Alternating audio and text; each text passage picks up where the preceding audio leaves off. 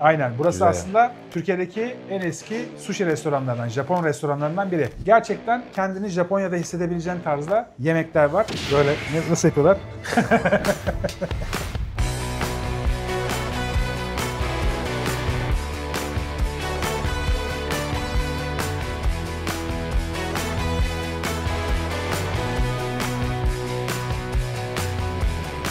Dur bak şöyle yapacağım. Çubuk problemi var. Yok yok, bütün atmak bizim işimiz Bizim zaten. işimiz, Lütfen. aynen. Tutabilirsem atarım o kesin de. Ben her bir şey kutlayacağım zamanlarda aslında buraya geliyorum. Senin şu an kaç tane saatin var abi? Var ya.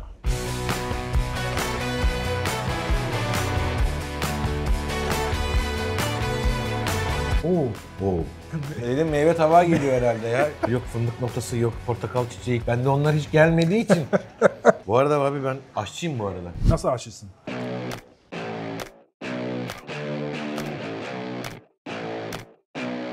Senden öğrenecek çok şey var Pratik. abi. Bunları git Tokyo'da Japonlara da öğret.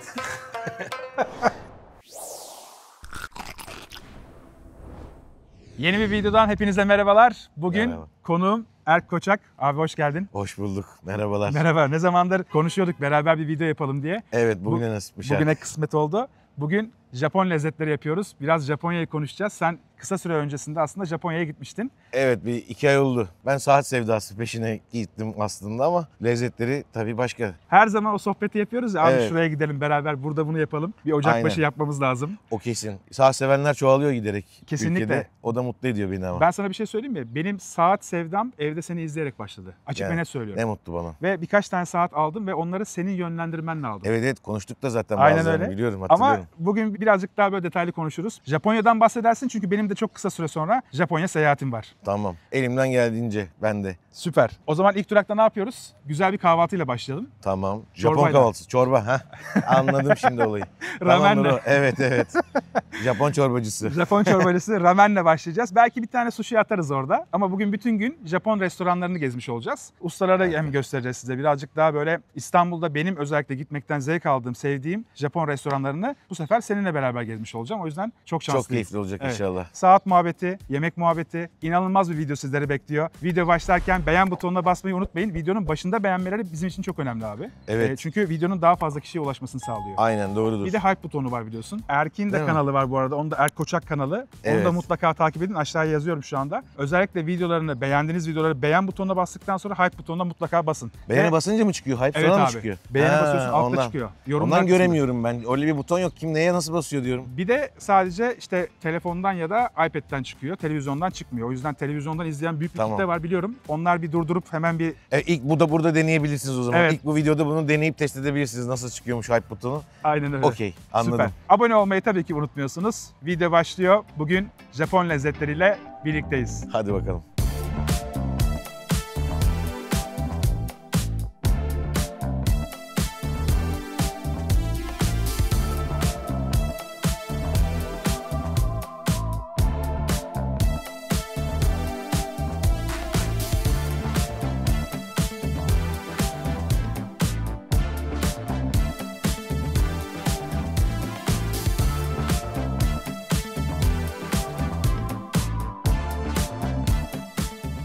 Günün ilk durağında Teşvikiye Mahallesi'ndeki Tas Ramen Sushi'ye geldik. Kahvaltı yapacağız demiştik. Çorbamızı içeceğiz demiştik. Ramenlerimizi söyledik o yüzden. Yanına da birkaç tane daha bir şey ekledik. Evet. Başlıyorum bak. Abi o kadar hızlı mı? Tamam. Ya başlıyorum gözünü seveyim ya. Tamam, Bu biz- Senin işin çok zormuş ben onu fark ettim yalnız. Hem hazırlık aşaması biraz uzun sürdü hem de Yani karnımız bunu acıktı. çekmek, görüntüler falan hakikaten zormuş. Başlıyorum. Başla abi. Seve seve. Bende Maşallah başlayabilirsin. tavuk ramen var. Sende Evet. kaburga ramen var. Kaburga, Evet. evet. Üf. Önce ben bir tavuğun tadına baksam mı? Şöyle. Oo. Benimki biraz yoğun kıvam gördüğüm kadarıyla. Suyu tahinle böyle çektire çok uzun zamanda hazırlanıyor. Tahin de mi var şimdi? Tabii benimkinde var. Seninkisinde. Tavuklu da. Ben sana şimdi buradan da vereceğim. Of. Çok güzel. Özlemiş misin? Özlemişim ben. Japonya'dan bu yana. Bence Asya mutfağı, Japonya mutfağı, Avrupa mutfağından hem daha meşakkatli hazırlaması yapması hem daha sağlıklı hem de daha lezzetli. Katılıyorum. Onun en büyük sebebi umamisi çok yüksek abi mutfağın. Yani bütün soslar, sebzeler veya protein olarak ne alıyorsan hepsini çok iyi işliyorlar. Ve emek harcıyor abi Japonlar. Bu bir hamburger değil, bu bir pizza değil. Kısa sürede hazırlanan bir şey değil. Şu tabağın ortaya çıkması aşağı yukarı 68 saate yakın oluyor. Yani içindeki su uzun süre kaynayaraktan artık çektire bu kıvama geliyor. Detaylarını anlatacağım. Burada bir sandomuz var. Bonfile etinden yapılma, dana bonfileden. Yine çok güzel duruyor. Bir salatalık turşumuz var. Burada karayiçi tavuğumuz var ve aynı zamanda kimçimiz var. Tabii ki Japonya'ya bizi ışınlıyor bunlar da. Evet. Şu an müthiş bir gün geçirmeye hazırım gibi hissediyorum. Sabah böyle başlamak. Ben şu kimçinin bir tadına bakayım. Oo, Acıdır o. acı Acıdır o. ama güzel bir acı. Ve taptaze. Ferahlık atıyor. Şuna bakıyorum. Ya şunlar doğruya doğru hiç rol yapamayacağım, becerebildiğim bir şey değil. Abi Kaç kişi göster? Japonya'da şef oturdu yanıma gösterdi. Yine eskisine göre çok iyiyim. Eskiden bayağı böyle yani iyi savaş ediyorduk. hiç tutamıyorsun değil mi? Şeydi. Zor oluyordu. Çok zor. Şimdi yine biraz tutuyorum ama hiç öyle bir iddiam yok. Mesela böyle küçük şeyleri tutmak daha zor ya. Evet. Aha aldık. Afiyet Vallahi. olsun. Bravo. Ödülüm kimçi oldu acı. Ben de buradan bir karayiç tavuk alacağım. Karayiç çok güzel. Üzerinde bir körili mayonez var ve aynı zamanda fıstıklar var gördüğün gibi. Bu tabii birazcık beklettik biz. Soğuttuk her zamanki gibi. Ama görüntüsü çok güzel. Peki en çok hangisini seviyorsun? Yani böyle et mi seversin yemeklerde? Tavuk Ben- mu seversin? Balık mı? Et. Balığı da severim ama ya etçiyim ben, hep etçi çocukluktan Ama beri. şanslısın, İzmir'de yaşadığın için bir şeylere ulaşma konusunda sıkıntı çekmiyorsundur. Eti Çekmiyorum ama yani İzmir'de mesela kebapçı, bence nitekli kebapçı sayısı çok az, çok yetersiz. İzmir'de daha çok balık kültürü daha fazla. balık. Son zamanlarda döner çok fazla çıktı. Fazla çıktı ama yani ben de öbürünü daha çok aradığım için, sevdiğim Evet. için genelde kebap, et. Biraz zorlanıyorum işte, böyle İstanbul'a geldik mi böyle YouTuber arkadaşlarla falan gezersek bir de kebapçı falan ileride. Onun da bir şeyini yaparız, Biz bir tecrübesini de ederiz. kebap versiyonu yapalım bir de. Yapalım. Japon versiyonundan sonra. Şimdi neler yiyoruz? Birazcık onlardan bahsedeyim. Senin önünde kaburga etinden yapılmış bir ramen var. 48 saat kısık ateşte piştikten sonra suyunu alıyorlar. Eti soya sosuyla beraber ayrıca hazırlayıp kenarda bekletiyorlar. Kaburga etinin suyunu dana ilik suyuyla beraber birleştiriyorlar. Birebir oranda zencefil ve sebzelerle koyup 20 saat tekrar kaynatıyorlar. Yani 48 saatten sonra 20 saatte ayrıca bir pişme süresi var. Ondan sonrasında tiftiklenmiş kaburga eti ramenin üzerine girmiş oluyor. Protein neyle pişiyorsa onu kullanıyorlar. Mesela tavukluyu da tavuk suyunda yapıyorlar. Deniz mahsullü bir ramen yiyecekseniz onu suyu ayrı. Kesinlikle birbirine karıştırmıyorlar. Sebzeli ise sebzeli. O da vegan oluyor bu arada. Onu da özellikle belirtelim. Noodle'ları kendileri yapıyorlar. Ramen noodle'ı yapıyorlar. Diğer bildiğimiz standart noodle'lardan farklı. Farklı, Bunu onu fark yerken ettim, evet. yani tuttuğun zaman damakta böyle hüpleterek çekebiliyorsun. Japonların en sevdiği şeylerden bir tanesi odur. Öyle mi? Evet, tasarımı biraz daha farklı ve daha farkındaysa elastikiyeti var. O yüzden damağa tutunuyor. Yani gitmeyeceğim, bırakma beni diyor. Ağzına doğru çek diyor. Bu şekilde özel ve bunu İstanbul'da açıkçası yapan bir yer çok fazla görmedim. Hatta hiç görmedim.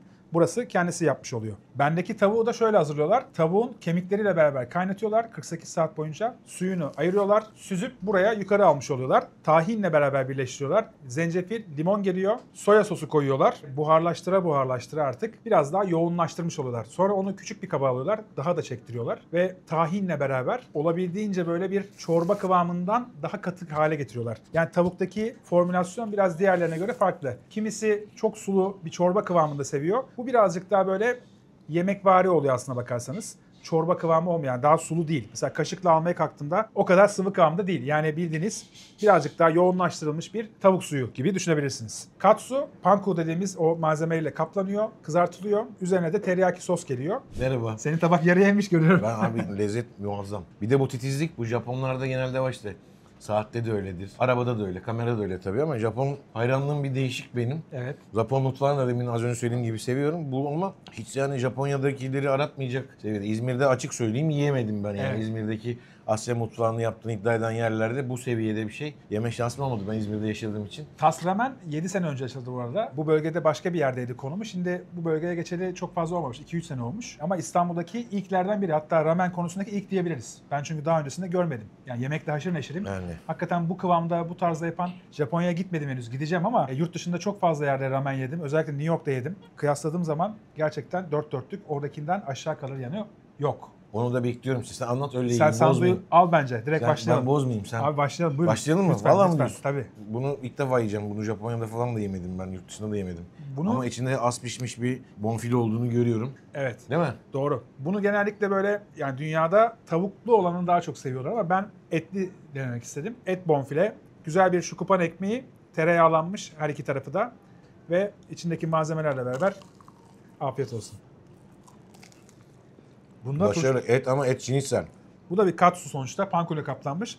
Üzerinde gördüğüm kadarıyla turşu var gene, mantar ve lahana var. Sosu da trüflü mayonez. Bu tam böyle ayaküstü atıştırmalık değil mi? Evet tam olarak Değil mi? tam dediğin gibi. Yani sabahtan bunları yiyoruz. Öğlene ne yiyeceğiz onu bilemiyorum ama yiyorum güzel gidiyor. Ben genelde yemek yerken insanlar diyor ki normalde canım çekmez. Sen yiyince çekiyor diyor. Şimdi senin de yiyişin hakikaten insanın canını çektirecek tarzda. Doğal yani şimdi burada Abi, şey yapmaya seviyoruz. gerek yok yani. Ya Yemeği seviyoruz, seviyoruz. yemeği de seviyoruz. İzleyen arkadaşlar kusura bakmasınlar. Aç olan, şu anda erişme imkanı olmayan, zor yolda falan izleyen birileri varsa aman diyeyim çok fazla kızmasınlar, kulağımızı çok çınlatmasınlar. Ama ben senin mesela videolarını izlerken kulağını çınlatıyorum. Öyle bir aklıma sokuyor ki bazı saatleri. Mekanizmasını anlatırken, hikayesini anlatırken. Saatte hikaye çok önemli değil mi? Önemli. İnsanlar artık bir bağ kurmak istiyor. Yani yediği yemek de bile öyle aslında Evet. bir yerden sonra düşünürsen. Ama saatte çok daha fazla. Özellikle erkek tarafı için konuşmak gerekirse çok fazla bir aksesuar seçeneği de yok erkeğin zaten. Doğru. Yani sürekli üzerinde taşıdığı cüzdan olabilir, şu olabilir bu ama yani saat kendi seçimini, kendi tarzını dışarıya da bir gösterme şekli aynı zamanda. Ha ben mekanik saatlere çok düşkünüm. Orada bambaşka bir mühendislik, bambaşka bir hikaye var, geçmiş var, tarih var. Aşık olunacak, tutkuyla takip edilecek. Ama işin öbür tarafı bile çok değer kazanmaya başladı. Herkes kendisini hikayesi olan bir saate sahip olup o hikayeyi taşıyan bir birey olarak görünmek istiyor. Bence de gayet güzel yani kendini dışarı göstermek anlamında en güzel aksesuar. İyi bir saat sever de oldun artık yani. Biliyorum. Çok. Her bölümde farklı saat takıyorum. Bana her zaman diyorlar ki abi saatin ne marka? Eşime alacağım. Böyle çok fazla soran insanlar oluyor. Hoşuma gidiyor aslında bakarsan. Çünkü insanlar ilgileniyorlar. Sadece yediğin yemekle değil, saatle de ilgileniyorlar. Bu benim için de önemli şeylerden bir tanesi. Tamam. İşte sen şimdi güzel bir kahvaltı şey yaptık. Benim de sana bir sürprizim olacak. Öyle mi? Yani tabii. Olmaz mı? Olmazsa olmaz artık. Burada misafiriz ama hem misafir hem de bir bakıma saat severiz, 2 saat severiz. Bakalım ne olacak. O zaman abi şöyle yapalım. Adisyon gelsin. Hesabı söyleyip kalkalım. Bir an önce gidelim. Ben çünkü böyle bakalım. heyecanlanınca hemen kalkmak isterim böyle. Evet. Hadi bakalım o zaman. Şimdi öbür durağı bu sefer sen benim misafirim ol gibi. Bir de benim topraklara geçelim. Adisyonumuz geldi. Ben fiyatları teker teker söylüyorum. Katsu ramen 745 lira. Et sandomuz var 895 lira. Salatalık turşusu 250 lira. Kaburga ramelimiz var 915 lira. Kimçimiz var 340 lira. Chicken karayiç yani tavuk karayişimiz 595 lira. Önemli bir konu. Bendeki tavuklu ramendeki noodle'lar bekledikçe suyu emiyor. Altında su kalmamasının sebebi buymuş. Ben tabii ki bayağı beklettiğim için onu da özellikle belirteyim. Ben bekletmedim. Sen bekletmedin ve sulu Yani- şekilde Deplasmanda olmanın bazı avantajları da oluyormuş yani. kesinlikle. Bunlarla hiç uğraşmıyorsun. Kamerayı, ışık, ses, işte konuştuk, şöyle oldu, böyle oldu. Ben yemeğe, işime baktım. Gerçekten lezzetli dersi. Teşekkür ediyorum. Afiyet olsun. İlk durak için fazlasıyla beklenti inanılmaz büyüdü. Haberin olsun ama. Devamı da güzel olacak. Hiç merak etme. O zaman şimdi senin beni götüreceğin yere gidiyoruz. Hadi Doğru mu? bakalım, aynen. Hadi bakalım. Çıkıyoruz yola.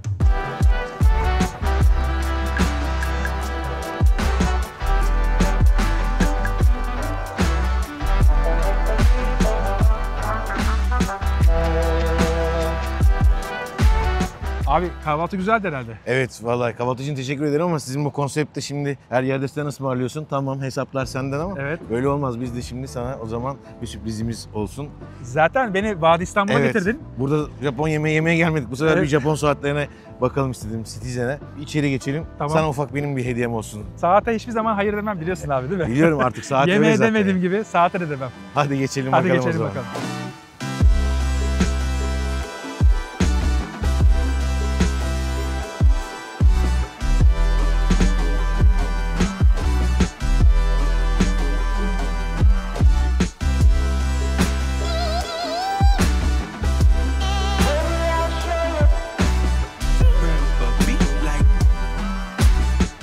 Şu vitrinde otomatik ProMaster var. Onu bir görme şansımız var mı acaba? Böyle saatçiye geldiğim zamanlarda kendimi kaybediyorum. Ya şimdi sen biliyorsun zaten bu videomuzun sponsoru sevgili Citizen vesile oldular. Sen de zaten ne kadar zamandır biliyorsun Evet. video çekmek istiyorduk ama farklı şehirlerde olunca çok kolay olmuyor. Onlar da vesile olmuşken bugün de bir anısına bu kadar da Japon yemeği yiyorum yani. Bir tane de senin güzel bir Citizen saatin olsun istedim. O yüzden sana bu teşekkür saati ederim. hediye etmek istiyoruz. Dalgıç saat. Sen zaten saatlere meraklısın. Meraklıyım, Biliyorsun. Bu ISO sertifikalı. Başka bir dalgıç saatin var mı ISO sertifikalı? Başka yok. Dalgıç saatim ama ISO sertifikası yok. ISO sertifikası her saat tek tek test ediliyor. Öyle düşünebilirsin ISO sertifikasını alabilmek için. Yani bir modeli bir kere test edip üretilmişlerin tamamı su geçirmez demek var. Bir de her bir kasayı tek tek test etmek var. Belirli basınç, belirli standartları. Ona sahip genelde çok fiyatlı olur bu tarz saatler zaten. Bu yine daha erişilebilir rakamla ona ulaşılabilecek en mantıklı saatlerden birisi. Dalgıç saatleri sadece su için değil, spor saat tasarımında Evet. en önde gelenlerden birisi hala dalgıç saatleri ve işte kronograflı yarış saatleri diyelim. Takayım Şimdi mı? tam Japonya'ya giderken tak tabii. Dur bakalım. Japonya'da zevkle takacağım. Bunun kayışı falan da tabii. Hepsi denizli, tuzlu suya, havuz suyuna falan.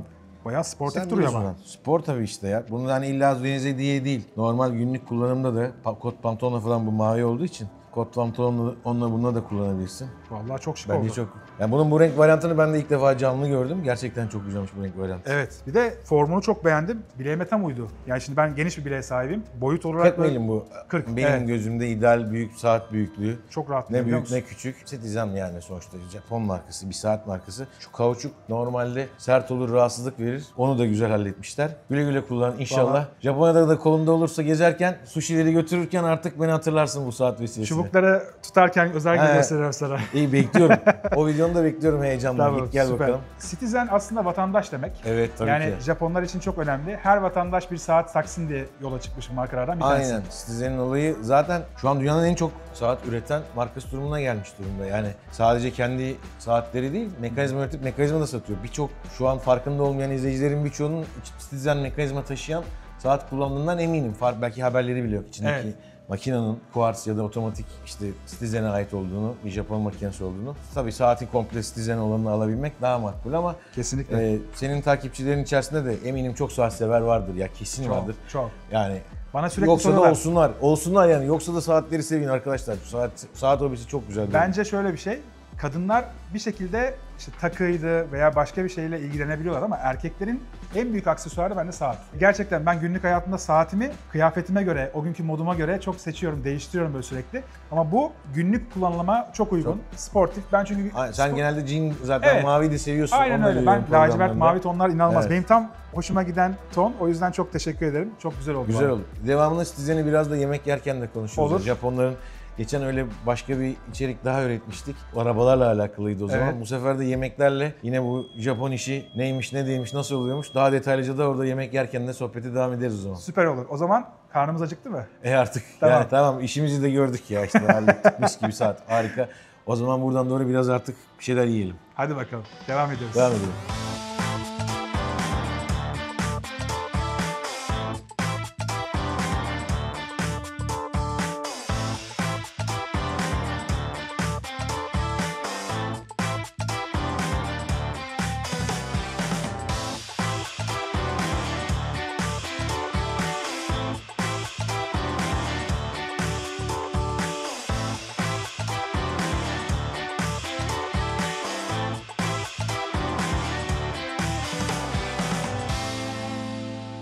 Akatlar'daki Miyabi Sushi ve Japon ızgara barına geldik. Burası benim için özel yerlerden biri. Öncelikle çok teşekkür ediyorum tekrardan. Güle güle kullan. Evet ben de çok mutlu oldum. Şu gülümseme var ya. Evet abi. Yani çok harika bir şey ya. Kesinlikle. Benim için Miyabi, yani buraya da yemek yiyoruz şu anda ama benim için Miyabi demek kutlama yemeği demek. O yüzden bugün saati kutluyoruz. Ben her bir şey kutlayacağım zamanlarda aslında buraya geliyorum. Ha senin sürekli geldiğin bir yer yani. Aynen bu öyle. sefer. Annemle, ailemle, işte eşimle geldiğim ve bir şeyleri kutlamak için geldiğim özellikle çok sevdiğim yerlerden biri. Çünkü beni hiçbir zaman yanıltmıyor. Her zaman en iyi ürün ve hep aynı standartta sunuyorlar. Yani hiçbir zaman standart değişmiyor. Bunu 5 yıl önce nasıl yiyorsam aynı şekilde yiyorum. İşte ilk olarak baktım ben hatta kayıtlara. 2017'de gelmişim buraya. O zamandan beri yediğim tüm yemekler aynı şekilde, aynı kalitede sunulmaya devam ediyor. Benim için çok önemli. Saati de Benim kutlamak için de- için buraya geldik. Burada ilk defa çekim yapıyorsun ama doğru mu anladım? Çekimi ilk defa yapıyorum. İşte bak 8 yıldır geliyorsun çekimini de yapmamızı kendine saklamışsın 8 yıldır. Sürpriz Saati yapıyorum. bahane ettik şimdi Japon mutfağı dedik. Senin izleyicilerin de bugün itibariyle öğrenmiş oldu senin de aslında bir bir bakıma bu mutfakta bireysel tercihlerinden birisini. Aynen Doğru öyle. diyorsun. İyi, ben de heyecanlandım. Peki neler yiyeceğiz şimdi? Bunlarla alakalı da bana biraz bilgi verirsen. Tabii ki. Yani çünkü hepsi farklı gözüküyor. Ben Japonya'dan geldim diyorum ama o kadar çok seçenek var ki hepsini yiyemedik tabii orada. Şimdi bunlar birazcık daha böyle Amerika'ya, New York'a gittiğinde veya Londra'ya gittiğinde görebileceğin tarzda birazcık daha damak zevkimize uygun. Japon ama Japon ürünlerini birazcık daha bizim zevkimize uygun şekilde harmanlamışlar. Yani %99 O kadar oranında çiğ balık yok o zaman. çiğ balık evet şu anda çok fazla yok. Doğru İyi. söylüyorsun. Güzel Bir- gözüküyor evet her şey çok. Çok güzel gözüküyor. Ebu tempuramız var. Bu karides. Güzel bir tempurası var. Burada tiger shrimp var. Benim en sevdiğim tabaklardan biridir. Hakikaten acılı ve damakta çok güzel bir tat bırakır, doldurur. Umamisi çok yüksektir. Burada bir rainbow salatamız var. Bu surimi'den hazırlanıyor ama Türkiye'deki surimiler gibi değil. Yurt dışından geliyor o surimisi. Suriminin üzerinde avokado, avokadonun üzerinde tobiko var. O da yine havyar. Havyar. Evet yani sushi'lerin üzerinde de havyar var bu arada. Bu yeşiller de mi? Bu wasabi havyarı diye geçiyor. Gayet güzeldir. Damakta böyle birazcık acılık, burun sinüzleri açacak tarzda bir havyardır. Hadi bakalım dur Evet. bakalım. Bu sushi'nin ismi Lobster Dynamite Roll olarak geçiyor menüde. Bu da Miyabi Special Roll olarak geçiyor. Benim buradaki favorilerimden bir tanesi bu. Benim önüme onu koydunuz. Çok teşekkür ederim Aynen efendim. öyle. Bunda pane Bunlar bir porsiyon şimdi. porsiyon olarak Boris. altılı olarak geliyor. Altılı. İçinde pane yengeç var. Yani surimi değil. Surimi yengeç dediğin zaman da bildiğin gibi içinde esansı var Esans aslında. aslında. Gerçek bir et yok. Evet. Ama bunda gerçek et var. Yani Tamam, yengeçin gerçek kendisini yengeç. yiyeceğiz. Aynen öyle. Şu Karides neydi? var. Karides var, şey Aynen. var. Ebu- Şimdi yine şeye de geliyoruz bak. Japon saatçiliğinde de şimdi senin saat bu az önce seçtiğimiz saat Pro Diver. Bunun bir de Fujitsu diye daha herhalde bitti stoklar belki de bitmemiş. Limitli bir seri üretti. Pro Diver serisinin 35. yıl anısına. O saatin de böyle yine deniz mahsulleriyle enteresan bir hikayesi var. 76 ya da 77'de yanlış bilmiyorsam. O dönem zaten bir şey vardı. Challenge saat markaları. Böyle en derine saatleri indirip benim saatim şu kadar basınca dayanıyor iddiasıyla yarışıyorlardı. Citizen bir saatini kaybediyor bu denemeler sırasında. Seneler sonra saat Avustralya'nın bir kıyısına, bir plajına, sahiline Long Beach galiba vuruyor. Orada saat buldu seneler sonra ve saati bulduklarında üzerine midyeler falan yapışmış bu kabuklar işte midye kabukları ve hala çalışıyor. Ve onun anısına Fujitsu Japonca'da midye. Midye kabuğu demek zaten. Onun anısına o saatin üzerine yapıştığı için işte 35. yılında Citizen bir Pro Diver. Bu koleksiyon 35 yıldır var. Bugün sana aldığımız saat. Şaka yapıyorsun ya. Citizen'in dalgıç saatleri şeyinde en iddialı koleksiyonlarından birisi. Bir de öyle bir özel serisi vardı. Saatlerinde de zaten genelde hep vardır Citizen'in. Yani bir hikaye anlatma çabası. Tasarımda bir ilham alma doğadan. Dalgıç saati olunca da tabii denizden ilham alıyorsun işte deniz mavisi. Bunun o Fujitsu'da beyazı işte o vurduğu plajın, o tropik plajın beyaz kumlarının renginde falan yapmışlardı. Çok değişik. Bugün görebilseydik onunla uğradığımızda ondan aslında aklımda o vardı. Tam sana böyle şey yapmak istedim ama o yokmuş. Bu da her zaman bulunabilen ve çok daha bence günlük kullanıma daha uygun. Evet. Güzel Yani bu- bir saatini almış olduk sana. Bu herkesin beğeneceği bir saat. Aynen. Bu arada gördüğüm kadarıyla güneşi emmiş ve şu anda mesela Parlak, karanlıkta parlak, olsak tabii. parlamaya başlıyor. Dalgıç saatlerinin şimdi özelliği zaten artık dalgıç saati diye bir konseptten bahsediyoruz. Sonuçta bugün günümüzde dalgıçlar daha profesyonel cihazlar kullanıyorlar muhtemelen. Ben dalgıç değilim, profesyonel bir dalgıç ama dalgıç saati derken o bir tasarım dili artık. Dalgıç o zamanlar tabii konuştuğumuz yıllarda bunların hiçbirisi yok teknoloji. Kuars pilli saat bile yok. Zamanı zaten dakik tutmak zorunda, artı basınca dayanmak zorunda. En önemlisi de denizin altında, derinde, karanlık denize indiği zaman o karanlıkta dalgıç okuyabilmeli ki tübünde oksijen ne kadar kaldı falan hesap edebilsin. Bunun için de fosfor önemli işte. O zamanlar iyi parlayacak. O yüzden dalgıç saatlerinin fosforu güçlü olur zaten ki bu demin mağazada da anlattım. Bu ISO sertifikalı bir Çek profesyonel bir dalgıç saati. Hala o gelenek devam ettirilerek hazırlanmış bir saat. Ama dalgıç saatlerinin genelde böyle bir şey var. Benim kendi şahsi koleksiyonumda, saat koleksiyonumda herhalde en çok dalgıç saati vardır. Abi o zaman istiyorsan direkt Soya soya şimdi. sosuyla aynen. Bak bu şeymiş. Az tuzlu soya sosu. Az Tansiyon tuzlu var var mı? Var tabii ki. Az Olmaz mı? tuzlu. Bu da herhalde normal soya sosu. Evet. Ben de ondan koy ya. Tamam hadi bakalım. İstersen şöyle yapalım. Şimdi bunlar biraz daha soğuk. Şu ikisi sıcak. Biz direkt önce onlardan başlayalım. tamam. Sonrasında sushi'ye geçelim. Tamam. Tamam. O Bunu zaman da artık şu zımbırtıyla yemiyoruzdur. ya. Onu Şunu değil, böyle- elle yiyeceğiz. Onu elle değil mi yani artık bunu yeter şu zımbırtıyla. işkence. Bak. Bu şekilde aldım mı? Abi ben bak bayağı antrenman yaptım. Evet. Sabah da anlattığım gibi. Hiç yoktan geldiğim yerden çok mutluyum. Bence- Ama hala çok şey yani yeterli değil ama en azından bak böyle bir şeyleri artık tutabiliyorum. Dur bakayım. Tuttum. Koklasana bir önce. Önce bir yedi. Düşecekti, Doğru. düşecekti. Rezillik olacaktı. Hemen attım ağzıma. Nasıl? Ama bundaki tadı başka hiçbir sushi restoranında bulamıyorum ben. Bir de altındaki salatayla beraber alır mısın? Tam bana challenge. Ben zaten diyorum şeyi tutmakta zorlanıyorum. Bir de salatayla al dedin. Aha aldım bunu. Ama aradaki farkı anlayacaksın. Dur bakalım. Bu coleslaw salata vardır böyle bizim bildiğimiz. Eskiden fried chicken'da olurdu böyle. Onlar gibi. Ama tabii ki Mayonezli şekli. Ama bu mayonezli. ufak. Burada şimdi şeylerin çoğu da söyledin ya uzun yıllardır hep aynı kaliteyi sağlıyor. Japonya'dan tedarik ediyorlar bir kısmında herhalde. ediyorlar ve gerçekten bu iş artık çok zor. Özellikle Japon restoranlarının ürün getirme konusu bir muamma. Çünkü sağlık belgesi istiyorlar. Ve o sağlık belgeleri Japonya'da şöyle oluyor. Bir ürünle ilgili mesela bir şey çıkıyor. Sağlık belgesi alınması gerekiyor. 1967'de almış adam onu. 67'deki sağlık belgesini kullanıyorlar hala yurt dışına gönderirken. Türkiye ile Japonya arasında bu konuda bir anlaşma yok. Yani Gıda Birliği, Gıda Anlaşması şeyin çerçevesinde değil o zaman. çerçevesinde değil. Dolayısıyla zorlanıyorlar. Yani bir Oo. getirdikleri ürünü bir daha aynı şekilde getirmekte zorlanıyorlar. Avrupa üzerinden getirmek zorunda kalabiliyorlar. İlk deneme güzel, başarılı. Şimdi hepsini yiyemeyeceğiz bu sefer. Yani çok olur herhalde. Tadına bakarak gidiyoruz. Tadına baka baka. Ebi Buna tempura. geçeyim. Bir tanesini alıyorum. Sen direkt onu alacaksın tabii. En büyüğünü al. Ben de şöyle alayım. Abi En baksana. büyüğü değil ya lütfen. Bak orada yatan daha büyük neyse. Ama bak bu hakikaten yiyebileceğin en lezzetli ebu tempuralardan biridir. Şunu kendi içindekine sığsa Ona mı yapalım? Ona yapsan daha iyi olur sanki. Azıcık soğutmuşuz tabii çok lafa dalınca. Ama Bu tempura olayında Japon tadı farklı abi.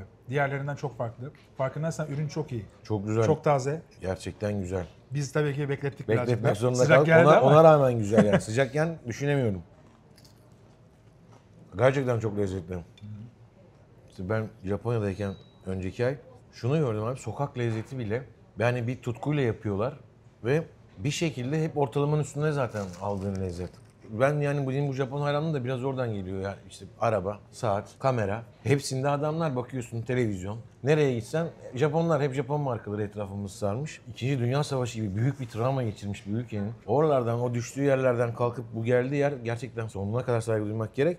Saatte de işte mesela Citizen'in de benzer bir durumu var. İkinci Dünya Savaşı'ndan hemen sonra Citizen'in CEO'su diyor ki biz diyor yakalayacağız İsviçre'yi falan. Yani dünya saat üretiminde. 10 senede özellikle de Kuars devriminden sonra, devrim diyor mesela Japonlar Kuars devrimi der. Şimdi de onu da anlatayım biraz yani senin Tabii ki. takipçi arkadaşları çok bilmiyor olabilirler. Yani Kuars demek pilli saat. Şimdi takipçi arkadaşlar mekanik saat ne bilmiyorsa ki ayıp değil. Yani ben de geç yaşta öğrendim. Öğrendikten sonra hastası oldum ama yani geç öğrendim. Önceden saatler böyle pilli saat falan yokmuş. İşte önceden elle kurmalı saatler, sonra otomatik saatler. Kurma yerine kendi kendini kuran saatler. Sonra kuars kristalinin titreşiminden yola çıkarak kuars saatleri ortaya çıkıyor. Yine bir Japon icadı olarak efendim. O zamana kadar çok pahalı bir lüks olan saatleri yani erişmek zor. Dakik bir saate özellikle mekanik. Japonlar İsviçre'yi bir bakıma bitiriyorlar o bir dönem. 69'da başlayan bir 10 yıllık bir süreç. Savaş 70'ler, sonrası. Savaş sonrası. O dönemde Japonlar buna diyor ki Kuars devrimi. Biz Kuars saati bulduk. Kuars kol saatini yaptık. Bu bir devrimdir. İsviçrelilere sorsan gitsem Kuars krizi derler onlar literatürde. Yani niye kriz ki? Tarafsız bir gözle bakarsan Kendileri satmayınca kriz mi oluyor? ortada bir inovasyon var. Kriz İsviçre halkı için kriz ise kriz yani. Dünya için bir kriz yok ortada. Evet. İsviçre hükümeti için, ekonomisi için bir kriz varsa var. Yoksa ortada bir inovasyon var, bir şey bulunmuş ve bir gerçek var. Kol saatlerinin ucuzlayıp herkesin kullanabileceği hale getirmiş. Evet. Ama tabii ucuzlayınca bir bakıma da işte değersizleşmiş de oluyor. Şimdi artık günümüzde tekrar yavaş yavaş mekanik saatlerin değeri zaten toparladı da giderek artıyor geride kalan yıllarda. Görüyor musun? Mekanik saatte aslında içinde pil olmayan, Tabii hiçbir şey yok. Hiçbir Sadece şey yok. çarklar, yaylarla beraber. sallayarak örnek veriyorum hareket mekanizmasını Sallayarak olunca otomatik diyoruz ama asıl mekaniğin olay yani çarklar, dişler, yaylar sıkıştırılmış enerjiyi yavaş yavaş kontrollü salınımla salarken zamanı ölçme işi. Zaten böyle başlamış işte her şey. Ondan sonra onu her gün kurmak saati zor gelmiş insanlara. Cep saatleriyle önce daha çok tabii. Kola geçmiş. Kola geçtikten sonra her gün kurman lazım ya da gün aşırı. Unutursan kurdun mu kurmadın mı hatırlamazsan sıkıntılar. Daha işini kolaylaştırmak için otomatik saat bulmuşlar. İçine bir rotor eklenmiş. Yer çekimi sayesinde kolun hareketiyle rotor döndükçe kendisi ufak ufak saati kurmaya başlamış. Böylece hiç kurma derdi de ortadan kalkmış. Yani kolunda durduğu sürece senden enerji alıp bir bakıma besleniyor yani işte gıdasının enerjisini senden alıyor kol Aynen öyle. saatinde. Kuars devrimi bence. Japonlar bulunca pilli saati iş tamamen değişiyor. Yine aslında temel çalışma mantığı aynı ama o mühendislik azalıyor tabii artık. Daha kolay seri üretilebilir hale geliyor. Fabrika Amerikalarda bir basıyorlar şey. Ve ama bunun sayesinde de konu oradan geldi oraya. Citizen'in kehaneti tutuyor. Yani dünya saat üretiminin şu an hala çok çok büyük kısmını Citizen, yani Japonlar ve özellikle Citizen sırtına almış götürüyor, taşıyor durumda. Sadece saat de üretmiyor. O Mekanizma üretiyor aslında. Mekanizma da üretiyor. Evet. Miyota adıyla mekanizma satıyor. Yani onun mekanizmalarını kullanan o kadar çok saat var ki etrafta. Artık bir bakıma bu sayede saatçilik aslında ayakta kalmış. İsviçrelilerin bile teşekkür etmesi lazım. Yani evet, mekanik saatçiliği zor duruma düşürmüş ama toparlanmış. O da ayrı bir hikaye. Kanalda anlattım, onun da güzel hikayesi, hem tasarımla hem farklı stratejilerle tekrar toparlayıp ayağa kalkmış zaten İsviçre saatçiliği de. Ama Japonların bu yaptığı sayesinde bizi çocukluğumuzda kolumuza işte Japon saatleri takıp dolaşabildik sokaklara. Aynen Zamanı öyle. okuyabildik, ölçebildik. Çünkü hakikaten öncesinde lüksmüş bu işler. Bir de bence şöyle bir şey var. Yani ben şimdi birkaç tane farklı markanın saatini takıyorum. Bunların içinde Avrupa markaları var, İsviçre markaları var. Gördüğüm kadarıyla Japon saatlerinin dakikliği, yani saniye kaybetmesi çok daha nadir oluyor. Yani yılda 3-4 saniye kaybedenler var içlerinde. Var. Ondan artık kalite farklı. Farklı Mesela oluyor. Citizen'in de farklı serileri var. Seri Zeyt diye bir bölümü var. Daha ya farklı fiyat segmentinde. Bu ürün şimdi 3 liraya da var, 30 liraya da var, 300 liraya da var. Hatta 3000 liraya da var artık. Neyse o 3'ün yanında kaç sıfır ekleyeceğine sen karar ver ama yani değişik fiyatlar eminde var ve herkes her bütçesine göre bir tane seçip alabiliyor işte. Bunun da sağlanmasında birçok şeyin faydası var. Citizen titanyum bulmuş. Doğaya da şimdi o da çok hoşuma gidiyor mesela yani. Sen Dünya Savaşı'ndan çıkmışsın. Kardeşim senin ülkenin atom bombası atmış adamlar ya. Böyle bir şey yaşanmış senin ülkende. Ve sen hala çevreyi korumak için işte hem bir sağlıklı yemeye çalışıyorsun, sağlıklı beslenmeye çalışıyorsun. Çevreyi korumak için. İlk titanyum saati mi yapmışlar? Aynen, şimdi oraya titanyum saati yaptı, sonra ışık enerjisiyle çalışan normal ışık, yani güneş de değil. İlk güneş enerjisiyle çalışan ilk kol saatini de yaptı. Şu an onu geliştirdi iyice. Zaten Amerika pazarını da ele geçirdi. İnovasyonla yeni şeyler bularak adamlar öyle ya da böyle hem saatlerle hem kameralarla hem televizyonda, arabalarla, şunlarla bunlarla dev bir, aslında imparatorluk demeyelim ama dev bir ülke oldular şu an. Dünyanın en büyük ekonomilerinden biri haline Ben gelmeyi sana başardılar. şöyle söyleyeyim abi, ben otomotiv geçmişim var biliyorsun. Birçok Evet. kişi bilmiyordur belki. 17 sene otomobil dergisi hazırladım. En son BBC Top Gear dergisinin başındaydım. Dolayısıyla birçok markanın otomobilini kullanıyorum. Japon otomobillerinde gördüğüm konu şu. Japon otomobili görevini yerine getiriyor. Ultra lüks olmasına gerek yok. Ama tıkır tıkır çalışır, yıllarca çalışır, aynı kalitede çalışır. Bunu bütün ne yapıyorlarsa, yemek dahil, Aynen işte. saat dahil Saat. veya işte kamera dahil, bunların Aynen. hepsine entegre etmişler. Evet. O yüzden ben hem gastronomi tarafını çok seviyorum Japonya'nın, hem de saatleri, otomobilleri, yaptıkları her şeyde çok başarılılar. Biraz sıcaktır ben gittim daha. Sen gideceğin bir Ben şu havayı an- kontrol ettin mi? Kontrol ettim, 17-18 derece, o yüzden Ha, iyi, biraz oo. rahatım. Rahat yemek yiyeceğim abi, merak etme. Miyabi Special Roll vardı, ondan alabiliriz. Bunun da üzerinde havyar var. Aynen, şöyle güzel mi? tuttuğun zaman Sağ ol, teşekkür ederim. üstten Tutamazsın tutman, diyorsun yani. üstten tutman daha rahatlatır. Abi yan becerdik de o kaldı. Dur bakalım. Dur. O tam ortalarsam. Dur bak şöyle yapacağım. Çubuk problemi var. Bak gördün mü? Vallahi helal olsun. Çok güzel. O hele sosa batırdığımda kesin düşürürdüm. Çok Şimdi azıcık, düşmez. çok azıcık koydun mu sos yeterli. Bence bu tarz şeylerde böyle soyayı abartmamak gerekiyor. Bastırmaması lazım. Önüne geçmemesi lazım. Bence de aynen. Pane yengeç çok güzel bir tadı var. Hiç rahatsız edici bir koku yok bir kere ya. Balık kokusu ya da Balık şey kokusu kokusu. yok. Ağırlık hiç yok. Evet, üzerindeki tobiko çok güzel. Bildiğimiz balık havyarı var, hem de wasabi havyarı var. Tamam. O yüzden ikisini beraber, hatta Şurada wasabi de var. Bak şurada da zencefilleri şey var. Aynen. Zencefil değil mi o? Aynen abi. Ya küçük şeyleri almak daha zor biliyorsun sen de. Aldım. Yapıştı. Burada bir salatamız var demiştik. Heh, Onu o da kaldı. şöyle alıyorum. Altta surimiler var. Yani yengeç. Surimi, salatalık, avokado. Aynen. Avokado değil mi? Tobiko var üstte de. Onunla beraber alırsan şöyle karıştırıp birazcık. Hatta komple karıştır abi. Çok güzel değil mi? Güzel. Ama yani bu beni bayağı şaşırttı. Şey de güzeldi de karideste. Bir de ondan da bir tane tadalım. Ondan Tabii ki. sonra oylamamı yapacağım. Bana Japonya'da usta dedi ki alttaki hareket etmeyecek dedi. Sadece üst hareket edecek. Şu. Evet o. O işte. Böyle yaptın mı, boşken yaptın mı kolay. Bu pirinçler birazcık böyle dolgun, farkındaysan dışarıdaki birçok sushiciden daha iyi. Okameshen ve Nishiki ismindeki farklı pirinçler var. O pirinçleri 3 kilo 3 kilo demliyorlar ve nişastasını eliyle anlıyor usta, yani aldığını. Ve 3 kilo bittikten sonra tazesini yapıyor. Yani akşam geldiğinizde öğlen yapılan pirinci yemiyorsunuz. Bence en büyük özelliklerinden biri bu. Miyabi'de her şey taptaze hazırlanıyor. Az hazırlanıyor, bittikçe yenisi yapılıyor. Bu da çok lezzetli hakikaten ya. Çok farklı ikisi mesela bak işte yani. Değil mi? Çok değişik. Acayip. Bu da güzel.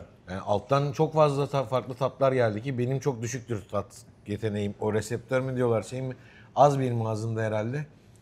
Böyle farklı farklı arkadaşlar hep söylerler. Yok fındık notası, yok portakal çiçeği kokusu falan. Ben de onlar hiç gelmediği için ben diyorum yani alamıyorum ama bunda şimdi bir sürü tat geldi hakikaten. Evet, bunda İki bayağı bir tat ısırdıktan geliyor. sonra alttan. Ben Rainbow salatayı çok beğendim. Acayip hoşuma gitti. Burada bir sıralama yapmam gerekirse hepsini başa koyabilirim aslında ama şu galiba en önde. Ya bir şunu bir tane şundan bir tane daha yiyeceğim ben. Anlayamadım bir daha, değil mi? Bunlar ufak zaten ya. Dağıtmadan havyarını. Yine üstten almayı başardım. Çok az sos. Burada Taylandlı ustalar çalışıyor. Japon ustalar yok ama ustaların en başındaki Japonya'da, Osaka'da yaklaşık da 15 yıl öncesinde 2,5 yıl çalışmış. Burayı da Miyabi 12 yıl önce açıldı. Yani Akatlar bölgesi, Etiler bölgesindeki ilk sushi restoranlarından biri. Ustayla başlıyor. Hakikaten 12 ve yıl önce. o zamandan bu yana devam ediyor. Japonya'da eğitim aldığı için de bu usul aslında Japon usulü ama biraz daha böyle Amerika'daki, New York'taki sushi barlar gibi düşünün. Aynı usta mı devam ediyormuş başından Aynı beri? usta. Yediğim ne varsa aynı tat, aynı kalite, aynı miktar. Şimdi sushi'de ben genellikle şeye takılıyorum. Boyutları farklı oluyor. Biri büyük oluyor, biri küçük oluyor falan. Düzgün kesemiyorlar. Ustalık gerekiyor. Burada gerçekten el işçiliği artık gözü kapalı bile yapsa yapar. Öyle bir hal almış. Bir tane de şundan bir daha bir tadayım. Tabii ki. Küçüğünden bu sefer tepeden direkt hiç bu sefer zorlamadım. Gördüğün gibi benim usul. Aslında sushi böyle yenir. Siz bilmiyorsunuz efendim. Öğrenmiş olduk abi bugün. Üstten saplama yöntemiyle yaptığımı düşürme riskin yok. Batırması daha kolay. Bu değişikti. Bakayım yine aynı şeyi yaşatacak mı? Avokadoyu çok kullanıyorlar burada. Neredeyse menünün %70'inde yani sushi rolların %70'inde avokado var. O yüzden ithal avokado kullanıyorlar. Yurt dışından gelen balıklar var. Türkiye'den aldıkları balıklar var. Döneme göre değişebiliyor. Mevsime göre, avlanma mevsimine göre değişebiliyor ama kesinlikle her zaman en önemli özellik tazelik olması. İşini iyi yap, iyi sonuç çıksın. Aynı bu Citizen'in saat felsefesi gibi. Felsefesi gibi. Zaten yine şeye geliyoruz. Mesela bak ben şimdi sana söyleyeyim. Tazelik çok önemli dedin ya. Tokyo'da orada lokal bir iki kişiyle konuştum. Bir taksi Uber şoförüydü herhalde. O uyardı beni. Dedi ki bak bir fish market var. Buranın yerlileri gidip aslında orada yiyorlar yani. Sushi'nin iyisini git orada yiyeceksin dedi. Evet. Tokyo'nun içerisinde merkezde debelenme diye getirdi bana biraz. Gittim sana da şu anda işte izleyen arkadaşlara da söylüyorum. Zaten çoğu biliyordur. Tokyo'da Tokyo Fish Market var. Taze o gün denizden çıkan balık sabah balık alıyor yani mezat gibi düşün. Oradan alıyorlar balığı önünde kesiyor. Tık tık tık sushi yapıyor, şey yapıyor. Nasıl kalabalık ve orada bütün bu Michelin ustalarının hepsi oradan yolu geçmiş. Acemiliklerinde, başlangıçlarında oraya girip sırf hani para kazanmak ya da şey için değil, öğrenmek için oraya gidiyorlarmış. Evet. Orada da çok 2-3 yer Okul gibi anlattı. orası. Okul gibi o bölüm. Oraya mutlaka gidin. Sen zaten muhtemelen biliyorsundur. Gideceğim. Hepsine gideceğim. Hepsine gideceğim merak Ben etmeyin. de merakla izleyeceğim seni. Çünkü ben ileride bir daha giderim kesin Japonya'ya. Bu saat sevdasının peşinde. Bu sefer iyi bir rehber, senin gibi birisinden de bir rehber olmuş olması bana keyif verecek inşallah. Peki abi Japonya'ya gittiği zaman insanlar saat nerede bakacaklar? Nereye gitmeliler? Valla bunu bana çok soruyorlardı biliyor musun? Yani ben de gitmemişim. Nasıl cevap vereyim benim takipçi arkadaşlar?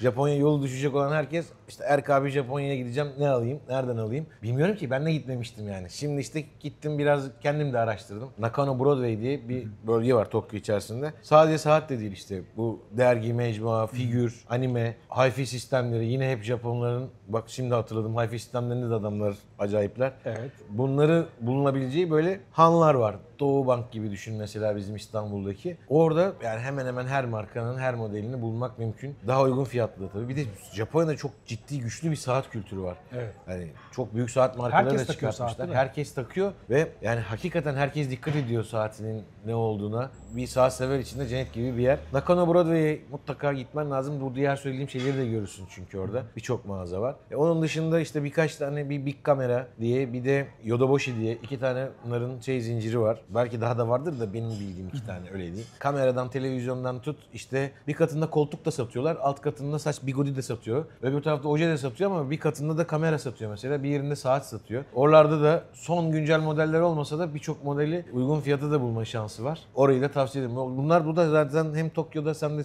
sadece Tokyo'ya gitmedin herhalde. Kyoto'ya Tokyo, ve Osaka, Kyoto.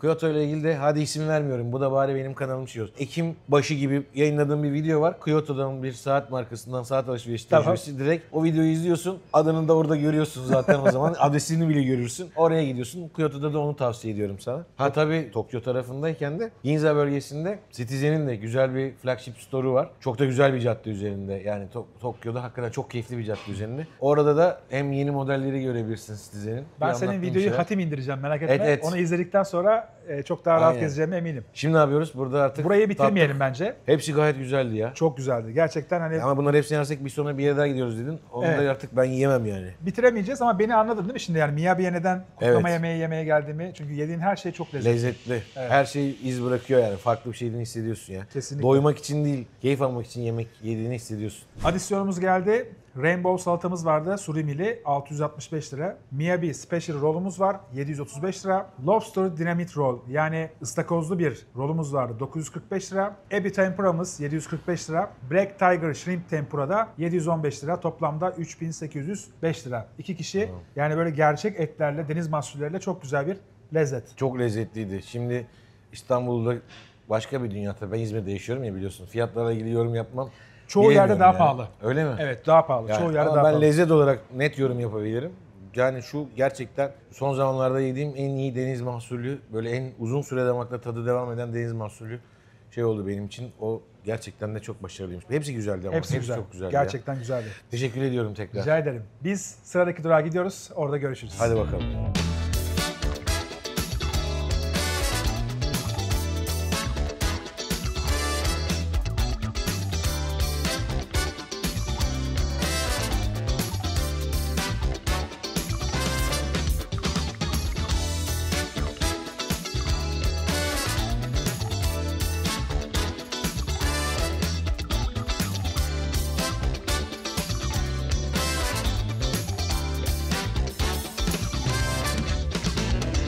Yine geldik bir yerlere. Evet. Çok güzel bir yere geldik. Çok güzel. Yalnız hakikaten burada bir de böyle ayrılmış gibi küçük küçük localar yapmışlar. Tam Japonya'daki gibi değil mi? Bu şu an tam o havayı, ışığın rengi bile. Yani şeyi yakalamışlar burada. Böyle nasıl yapıyorlar? Zaten burada ilk Japon şefi de gördüm yani bizzat tanışma Aynen şansım öyle. oldu. Arkamızda Şef da de Japon. Fuji Dağı var. Bu yüzden de Çok koymuşlar. güzel bir Burası da manzarası güzelmiş.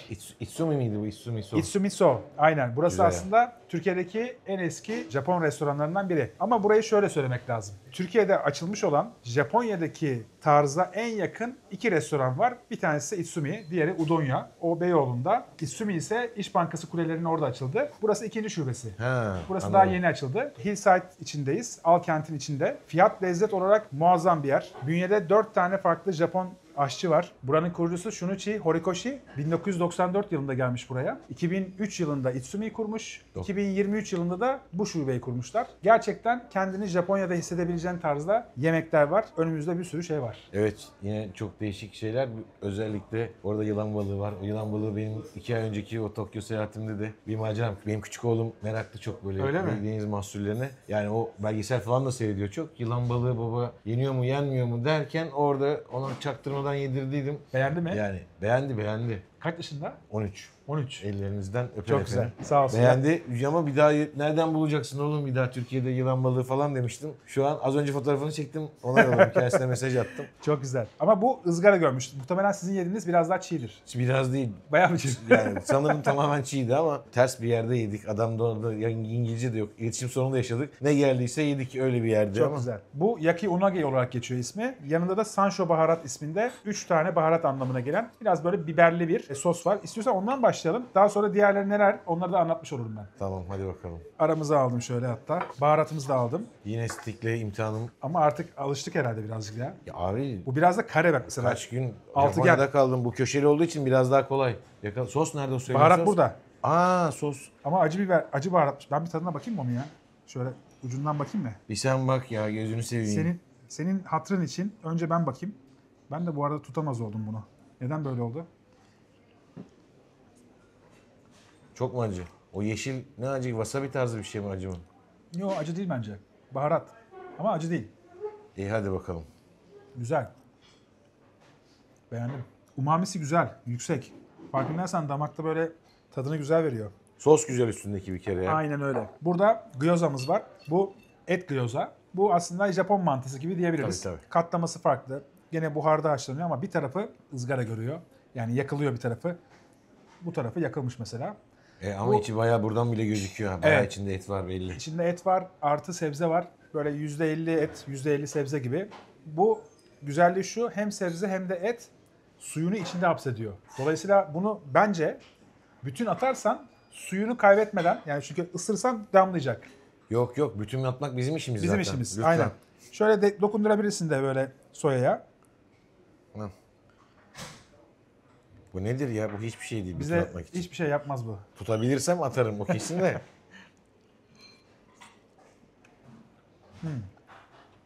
Güzel. Biraz soğutmuşuz tabii ki. Kolay değilmiş ama ya senin bu videoları çekmek de yani şimdi artık akşam saat kaç oldu hala geziyoruz yiyoruz. Dışarıdan bakınca ne Evet. keyifli falan gibi gözüküyor da. Hemen saatime bakıyorum 7 olmuş. O Sabah- saatine de bak bakalım. Hemen saatine de. Çok güzel. Saniye kaçırmadım bak Kaçırmadım. 7'deyiz şu anda. Evet 7 Ama olmuş biz ya. sabah 8'de buluştuk seninle. Evet. Çekime başladık. 11 saat oldu. 11 Oldu. saattir. Gerçekten değişik bir Dışarıdan tecrübe. güzel gözüküyor. Heveslenmesin kimse bence. Evet, yorucu ya. Neyse efendim. Şimdi nereye geçiyoruz? Şimdi burada farklı tabaklarımız var. Bu galiba uskumruydu. Evet o uskumru Saba Mirin Boşi ismindeki bir tabak bu. Mirin sosunda bekletiliyor. İşte böyle sirke tarzında kıvamında 2-3 gün bekletilen bir sos. Bunu nasıl parçalayacağız ya böyle? Çubukla Bunu parçalayamayız almazsan. herhalde. Öyle bak. Gene sen Takır- çözüm buldun. Takırt diye aldım. Gördün mü? Bir de bak hatta şöyle de yapacağım şimdi. Ayırdım gördün mü? Vallahi Hop. senden öğrenecek çok şey var Pratik. abi. Ya bunları Vallahi bak bak, hep gör. şu an ayıkladım. Bunları git Tokyo'da Japonlara da öğret. Bak bir şey söyleyeyim mi? Hakikaten güzel ayıklanıyor böyle. Bu tabii Yalnız ki... bu iyiymiş. Öyle mi? Şaşırdım. Görüntü çok öyle iç acı değil de bu iyiymiş bunu. Yılan balığından kesin daha iyi. Oo. Tatlı bir sos da var içinde Evet herhalde. tatlı bir sos. Benim için de Bu çok bayağı güzel. Bu şöyle söyleyeyim. Aslında Japon mutfağı birazcık göreceli. Kimin neyi seveceği, Tabii, değil mi? hangi tatlara açık olduğuyla ilgili bir konu. bunlar biraz da füzyon herhalde. Füzyon. Evet. Karışık şey de var yani. Bu arada abi ben aşçıyım bu arada. Nasıl aşırsın? Pandemide sadece YouTuber olmadım. Yani işte can sıkıntısını açık öğretimde aşçılık okudum. O ara biliyorsun ya herkes Evde mi? evde pide mide yapıyordu. Herkes Evet. şey yapıyordu böyle ekmek yapıyordu. Ya dedim YouTube'dan izleyip pide yapıyoruz, ekmek yapıyoruz, şey yapıyoruz. O herkes zaten bir hamaratlaştı. Dedim, Okulunu okuyalım dedin. öyle dedim açık öğretimde zaten sınavlar da o zaman açık öğretim de uzaktan oluyordu. Açık öğretimde aşçılık da okuyayım dedim ya. Ne olacak elime mi yapışır? Çocuklar da uzaktan derse katılıyor falan o zaman. Ben de uzaktan açık öğretim okuyayım dedim. 2 yıllık aldım yani diplomayı. Vallahi bravo. Ben Yani Erk'le bugün- aşçıyım bak. Yani şu an menemen boyutunda daha aşçılığım hala ama yani. Olsun ama gene de Erk'le konuşuyoruz. Bugün aşçıyım diyor. Fotoğrafların, işte kameraya merakım var diyor. Müziğe merakım var diyor. Ya İnsanın aşçıyım o title. Yani şimdi şey Olsun değil, canım. title. Bizim için bir başlık olmuş oldu ama. mutfağa girmiyor musun mesela? Ya seviyorum işte. Pandemide neler yaptım ya. Satır falan almıştım evde satır Adana. Yani satır şeyi yapacağım diye. Normal Adana'yı gerçek Adana gibi yapacağım diye. Kebap yokluğumdan o kadar gözüm dönmüş düşün. Birçoğumuz da yaptı ama hatırlıyorum biliyorum. Benim tekrar saatlerle haşır neşir olmam da pandemi yüzünden yani. Öyle Ben mi? bayağı bir ara vermiştim artık yani çünkü başka iş hayat koşturma. Kanal Abi nasıl başladı peki benim senin? bilen arkadaşlar saatlere merakım olduğunu eski arkadaşlarım. Herkesin bir sürü zamanı var. Herkes evde oturuyor. Bana sürekli saat sormaya başladılar. Bunu mu alayım Mert? Bunu mu alayım Mert? Şunu mu yapalım Mert? Bunu mu yapalım Mert?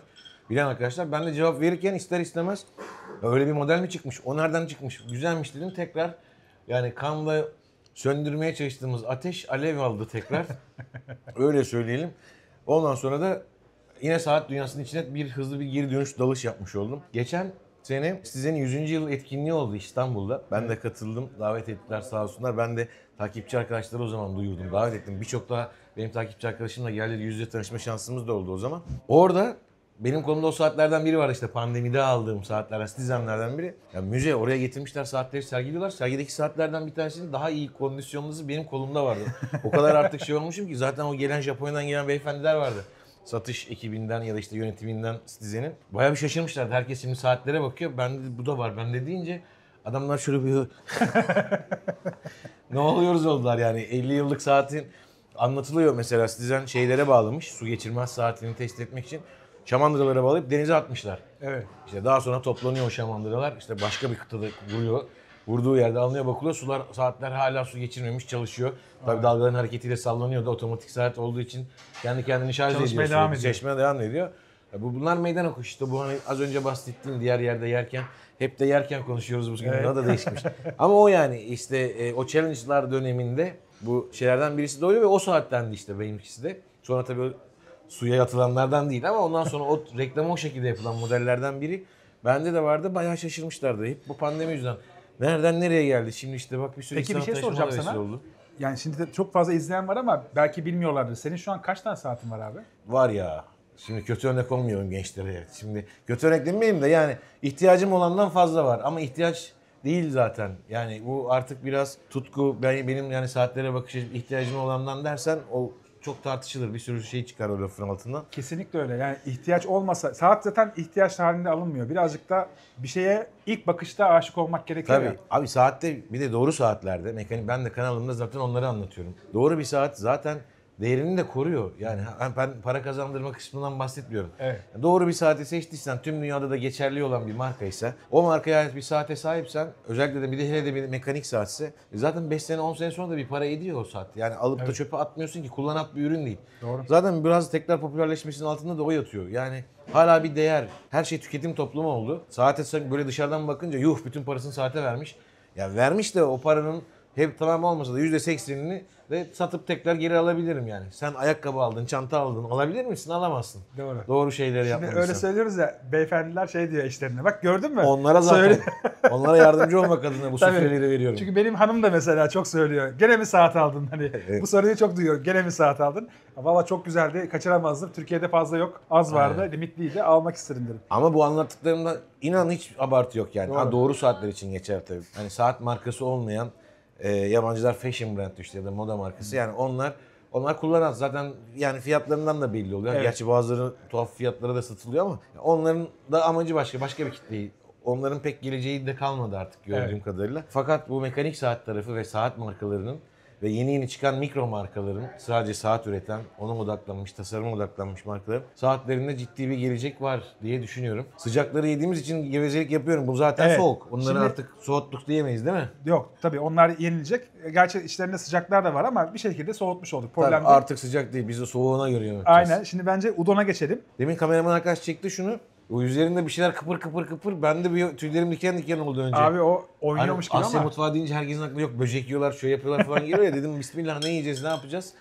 Bu- Ama o palamut derisiymiş herhalde evet değil mi? palamut Yani? derisi. Burada sebzeler var. Aynı zamanda karidesimiz var. Udon da eriştenin aslında daha büyüğü. Yani onu o şekilde söyleyebiliriz. Daha kalın. Kalın olduğu için de çok daha rahat böyle doyurucu şey özelliği de var. Ve aynı zamanda yemesi daha kolay bence. Kolay. Sakız kıvamı, o çivi kıvamı diyorlar ya.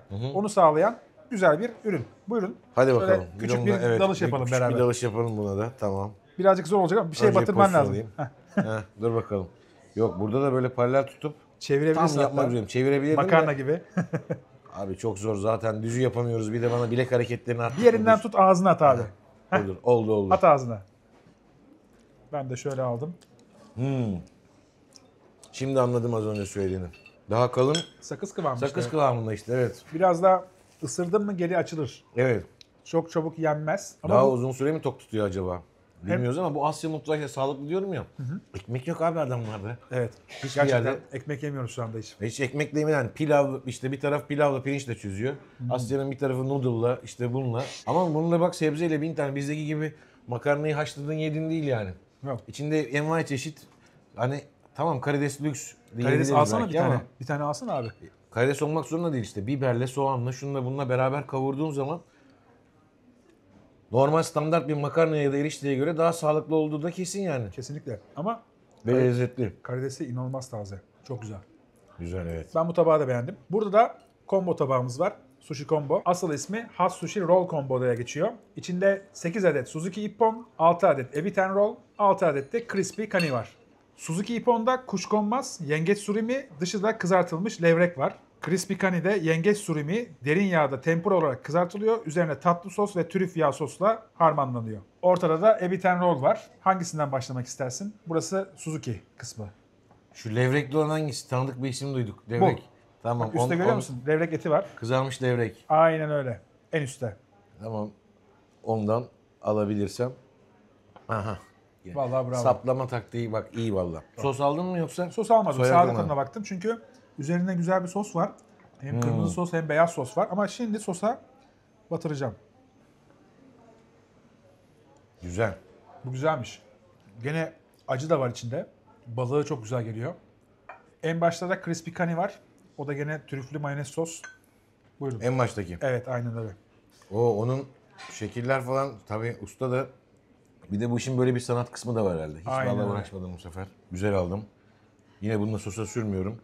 Madem üstünde o kadar şey var. Bu derin yağda kızartılıyor. Farkındaysan dışı daha çıtır, crispy ama umamisi yüksek gene. Yosun mu dışı? Dışı yosun. Yosunun üzerine tempura yapmışlar. Ve üzerinde de mayonez var. Ama bu derin yağda kızartılıyor. Güzel. Mesela bunu beğendim. Burada Güzel. şu ana kadar en Ama çok öbür ne gitti? levrekli daha iyiydi. Bu çok güzeldi. Değil mi? Bu, evet, Bizim onu bayağı beğendim ya. uskumru. Tatlı Sıralamada çünkü. bir uskumru. Da gyoza mıydı? Abi bunda Asya'da herkes farklı isim veriyor. Gyoza. Da çoğu gyoza. Japonlarınki gyozaydı. Bu da iyi. Bayağı et var. Bugün ilk defa, gerçi sabah rameninde benim etli tercih etmiştim ama Evet.